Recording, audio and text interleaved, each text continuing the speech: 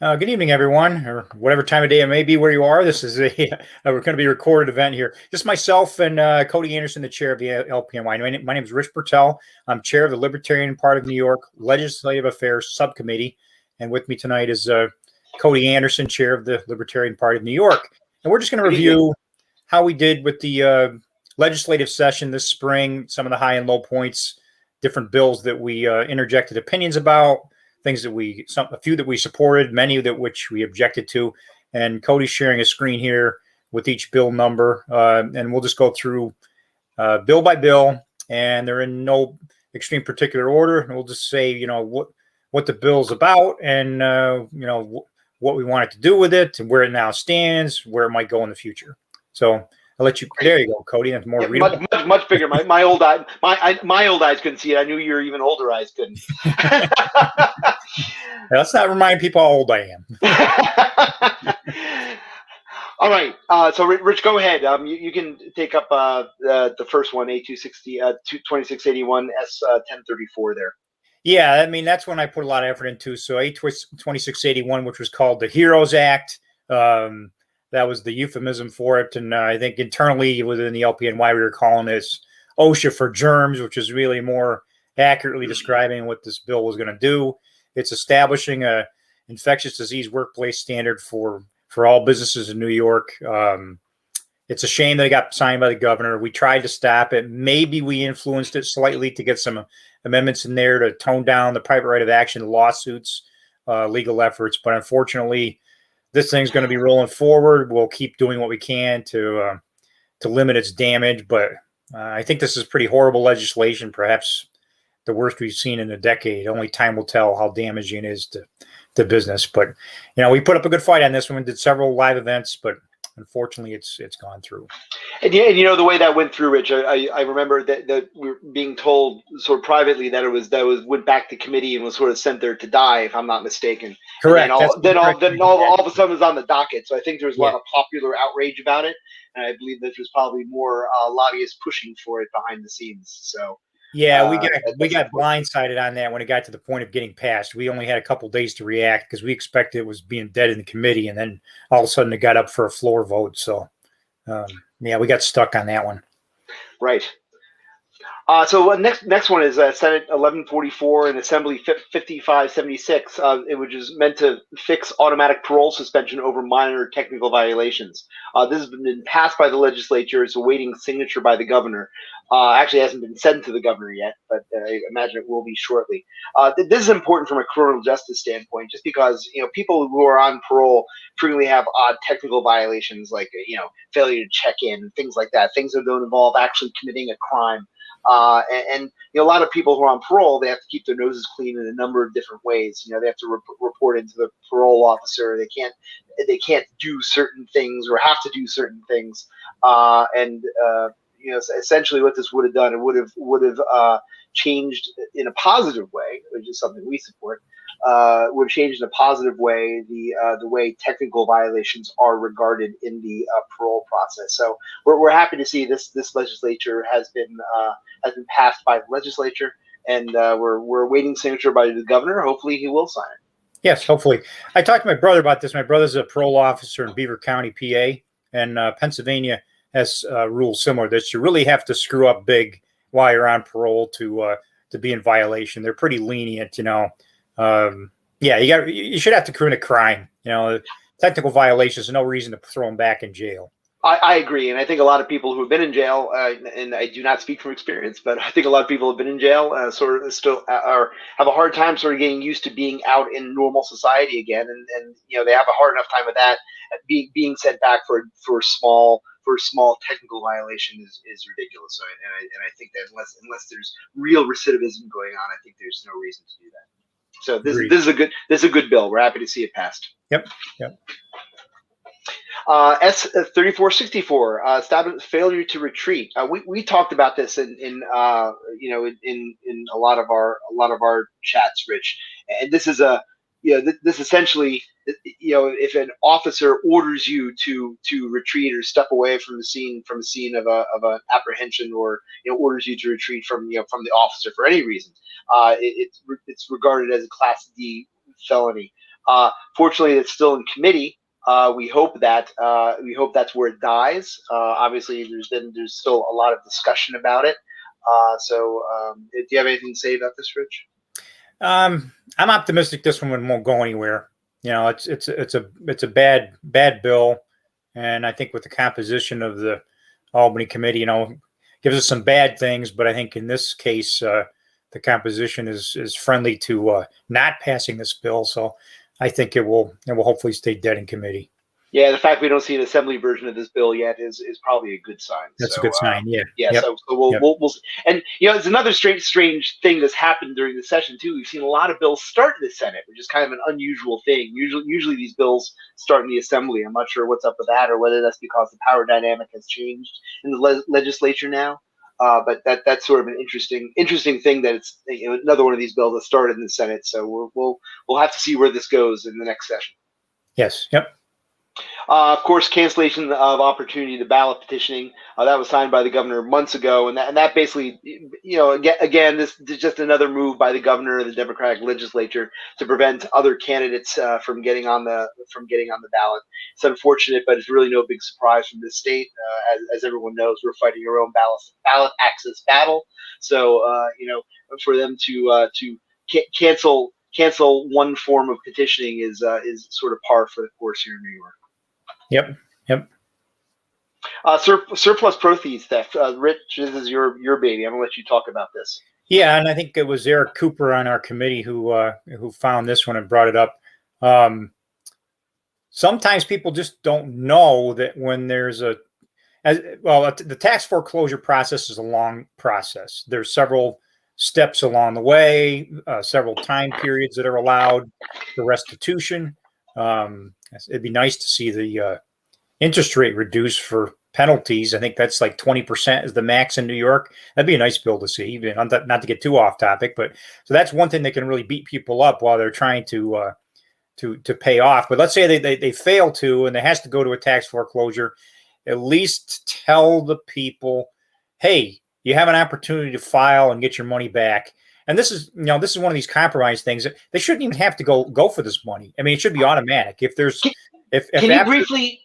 sorry, Richard, not to interrupt you, but I'm going to. Can you briefly describe what surplus proceeds theft is exactly? A lot of our watchers may not. Yeah. So let's say the destitute property owner does everything they can to try to restore their past due taxes, and they fail to do so. And the only remedy left is to sell the property. And then, the municipal unit can then recover, and county, whoever else is owed taxes, can recover the taxes they're owed, and plus any reasonable, fees that are involved. And then there's just something left. So if someone has, let's say, $100,000 home and they own $10,000 in taxes, there's $90,000 of what's called surplus proceeds, which we like to really call rightful proceeds. The property owner deserves all that money back to them. And it should be automatic. And in some states in the U.S., it is automatic. But in New York, it's not automatic. People can go after it if they file. And what this bill does is requires the municipal unit to notify the owner that they have a right to this money to further encourage them to file for it. And again, it's a step in the right direction.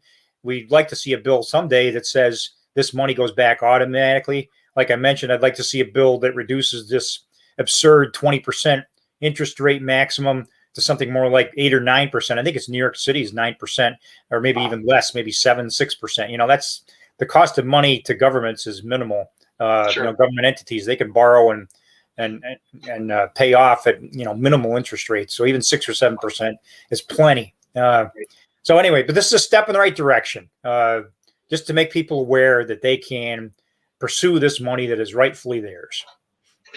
Well, that's great. We see it's in committee, so I'm glad it's being discussed. Hopefully that we get something in the next legislative session to bring this forward. And thanks to Eric Cooper for bringing this to our attention. Yep. Let's see here. Oh, here we go. We actually have the same item twice in our list here. The revocation of parole for technical violations. We'll move on. We had it flipped around. We'll have to delete that. Okay. That's okay. No problem. We're both working from the same list, so we may have missed one or two of these. So the next items, I kind of made a quick summary of all the stuff the legislature passed several bad gun bills, and some were just feel-good measures that really do nothing to prevent gun crime. Specifically, we had A6762B S7196, which extends gun crime liability to gun manufacturers. So essentially, if a gun is used in a crime, and if there's any kind of ensuing civil lawsuit from that crime, the gun manufacturer can also be named in the suit as being liable for that for whatever happened. Again, it's just something to discourage gun manufacturers from doing business here in New York State. And it really does nothing other than increase the cost of firearms and take them out of the hands of people who are constitutionally entitled to them. Ghost guns. Again, this is the assembly of unregistered handguns in New York State, essentially unserialized guns. This has been passed by the legislature, not yet signed by the governor. We expect it will be. There is a Senate bill that passed, but there's no assembly version yet, which is kind of funny. That there is a Senate bill with no corresponding assembly version. It basically establishes the gun industry as a public nuisance, and again, it just creates more liability, more criminal liability actually for the gun industry. This is not civil; this is a criminal liability, and civil liability. Another one, regulating toy guns. This is in committee again. It's the same kinds of things you may have seen. A lot of toy guns had to have a red thing on the end of the muzzle in order to identify it as a toy gun. There've been several tragic deaths related to police officers, shooting children that they think have real guns in their hands when they actually have toy guns. This is something that it's a feel-good measure. I'm not sure it really fixes the problem, but I'm not sure what the problem is, to be frank. but it doesn't really fix anything. It's currently in committee, and they'll talk about it, I'm sure. Put other restrictions on toys. The idea being, we don't sell toy guns. Somehow people won't be, those children won't be programmed to buy a gun as an adult. S1251 A7243 requires the Division of Criminal Justice Services to publish quarterly reports providing information related to firearms, rifles, and shotguns used in the commission of crimes in the state of New York. All that information is already available via FOIL. If anybody wants it, they can get it.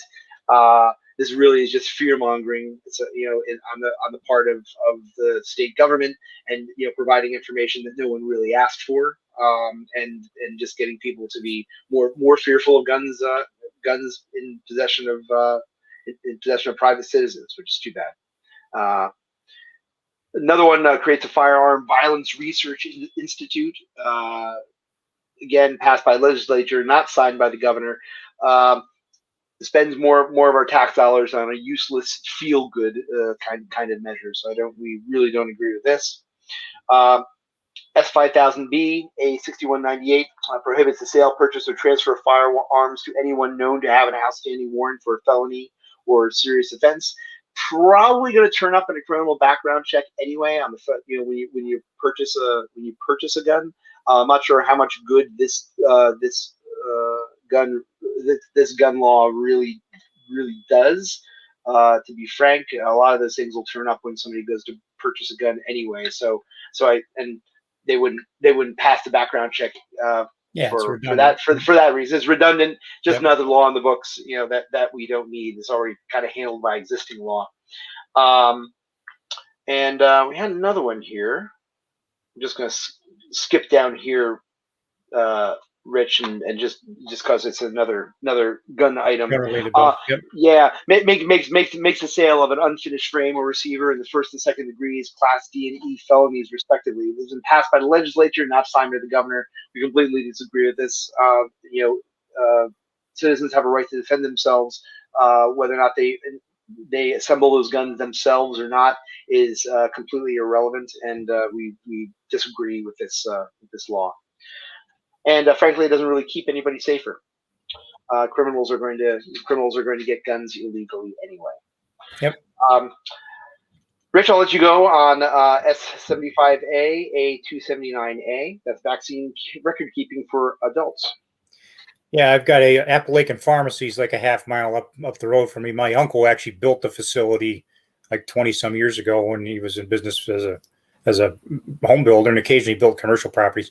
But anyway, I was talking to that pharmacist in a small business, and he said that he had to keep paper records on site for 10 years for vaccines that he gives out, even flu vaccines, et cetera. I mean, that's obviously they're not doing childhood vaccines at the pharmacies, but he did not participate in the COVID-19 shots because of added reporting requirements. And if this bill had passed, and it will, it's still in committee, it could pass in the future. If this bill ever passes, it's going to create a crony capitalist effect. This larger pharmacies will keep doing it because they can handle the extra data entry burden. The smaller pharmacies will not be able to do it. I think this will have the effect of, we talk about food deserts where people can't get food in local areas. It's walkable. This will create maybe a pharmacy vaccine desert where the larger chains can do it, and people closer to those chains and that can drive can get there, but the poorer people that have to walk won't be able to get their flu shot if they want a flu shot. So I think that this is extra burden, doesn't really generate a lot of benefit. There was push to pass it, but it didn't. I'm hoping this dies, but I know there's people pushing for it. I'm not sure exactly why, but I don't see a lot of gain from coming out of it. So, well, nor I. And as we know, a lot of the challenge in getting the county departments of health, for decades have doing mass vaccination drills, for decades now. And then the state government said, well, you can't do that anymore. And they sort of took control of the whole process of getting the vaccines distributed. I have family members who had to drive to Potsdam and Syracuse from the Albany area in order just to get their vaccine. And I think that your point regarding vaccine deserts is well taken. You're basically going to create a very limited distribution system for any kind of vaccine, not just COVID, but for flu or for shingles, pneumonia, any of those kinds of things are done through pharmacies now. So your point is very well taken.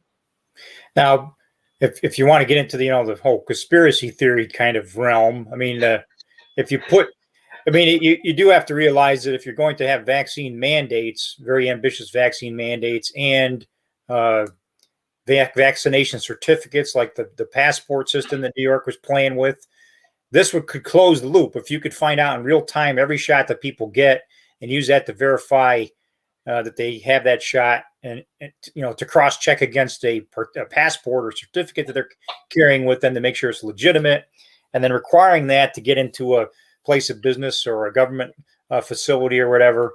So if this bill passes in combination with other public policies that we don't support either, then the combination could be very toxic. But by itself under current conditions, this just generates more cost and actually makes voluntary vaccination harder to do. So I just don't. But we'll see. But it could be dangerous when in combination with those other things I just mentioned, if those other things happen. So yeah, and to be clear, we support the choice of private businesses to decide whether to admit vaccinated individuals. What we don't support is the mandate of any kind of vaccine passport by the government, or for that matter, any kind of mandated vaccine. So we are definitely this is a slippery slope, and that's a really good point to make. So thank you, Rich. Yep. The next pair of bills is in committee and hopefully doesn't go anywhere. Evaluation of limited services pregnancy. I'm sorry, I said redundant there. It should be pregnancy centers, not services. Evaluation of limited services pregnancy centers by the New York State Department of Health. So certain pregnancy centers, which generally are more pro-life oriented, that don't offer abortion directly on site.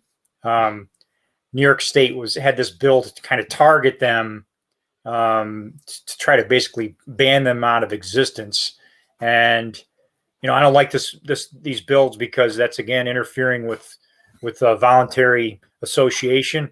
If these services centers exist and there's people that use them and benefit from them, banning them is steering the ship in a certain direction. The state government, State Department of Health steering the ship in a certain direction. So I think these centers should have a right to continue to exist, to provide, whatever services they want and whatever, and not provide whatever services they don't want to. I don't think we should be setting the government shouldn't be putting their thumb on the scale to say what type of facilities exist and don't exist. Totally agree. And that we are, if the New York State Department of Health is considering it, we're probably against it. Yeah, exactly. Yeah. This has definitely become one of the super powerful agencies in New York that we've really got to keep an eye on. There's too much legislation that's giving them. They have too much power already, and there's more and more legislation to further expand their power.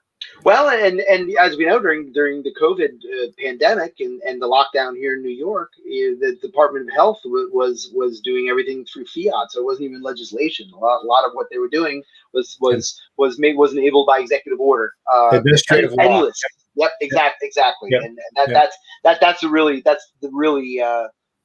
really difficult part of what we've experienced here in New York. So that's all good points. EPR, this is your baby, Rich. I'm gonna let you talk about it. Yeah, and we had a couple shows dedicated to this too. Well,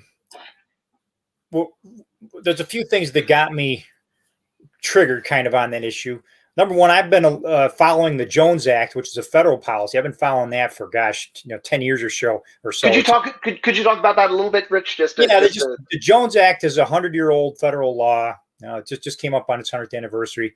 And it requires that port-to-port inland shipping by water in the United States has to be done by ships that are U.S. built, U.S. crewed, and U.S. flagged. And the component of that that's caused the most harm over the last 100 years is the U.S. built.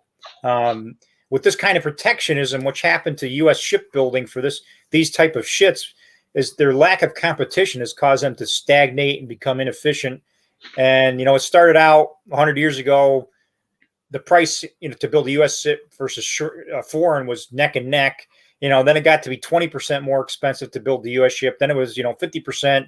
Now it's almost literally 5 times more expensive. And the analogy I give to this, imagine if U.S. car makers had this kind of protectionism over the last few decades. I'm 57, and my first couple cars were 73 and 76 American-made cars. That was a decade of kind of junk in American cars, and they got a lot of competition from the Japanese during that time. And thankfully, we didn't get so foolish as to give them outrageous protectionism. But now American cars are well made and they're competitive. They have to be. They have to compete on a global stage. But if we had a Jones Act type thing for the American cars, 40 years ago, the American car today would cost $100,000. It'd be poor quality, and you wouldn't legally be able to buy a Japanese car that costs 5 times less. That's what would happen if we had in the auto industry what they did the shipbuilding, and the number of ships they pump out is down in the soon it'll be like single digits. It's like just a few ships per year that are produced. There's only like 100 ships, I think, in the entire U.S. that meet the Jones Act standard now. So again, federal policy. My committee mostly covered state, but what this federal policy does, it affects the cost of shipping everything. But where shipping is the most important is for bulky, low value materials. And what's bulky, low value materials? All typically recycling products. Used tires. Scrap glass, scrap metal, paper, etc. All those things are bulky and they're not worth a whole lot per pound. And it's very important to try to ship them around as inexpensively as possible so that they can be, effectively reprocessed. So I think the Jones Act is really a defect that's feeding into this recycled material problem. And what's happening in New York and a few other states is they're getting local governments are getting disgruntled with their cost of handling recycled materials and garbage, things that are disposed of. Another unfunded mandate from the state. Yeah, this becomes like an unfunded mandate. What they're saying is, okay, we're tired of taxpayers grumbling because we're trying to increase garbage and recycling costs 5% per year, which is in excess of the tax cap. So we're going to come up with this new scheme to tax the producer. But it's still in committee. And, part of this gets into a whole can of worms. First of all, this is one state in the U.S. You've got commerce, interstate commerce. So we're bringing in materials from all over the U.S. from different states. How the heck do we handle all that? I mean, the only way I could see it being done is kind of like a supercharged sales tax. And that the purpose of this law is to incentivize manufacturers to use less plastic and paper and so on in their packaging. Okay, how do they see a benefit? I mean, how do you evaluate what they're shipping here? And if the packaging is reduced, do they get a lower tax rate? If you don't lower their tax rate, they have no incentive to improve their packaging. So, and to do that, now you're adding even more complexity to a system that would already be very complex. So, well, it sounds a lot like a tariff too. If the producer is having to pay a tax on something, who's that going to get passed on to? The consumer.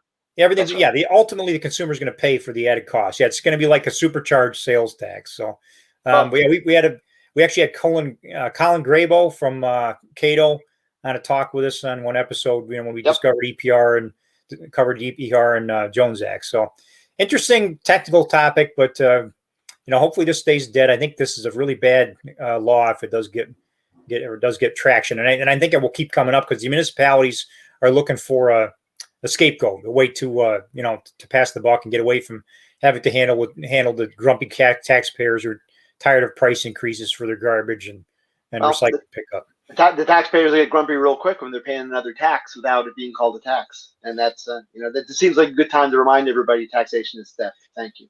Yeah. What do you call hidden taxation? What do you call the hidden taxation? You got taxation. Call it tariff. Hidden taxation. We need a nastier term than theft. I know. Maybe theft and rape. I don't know.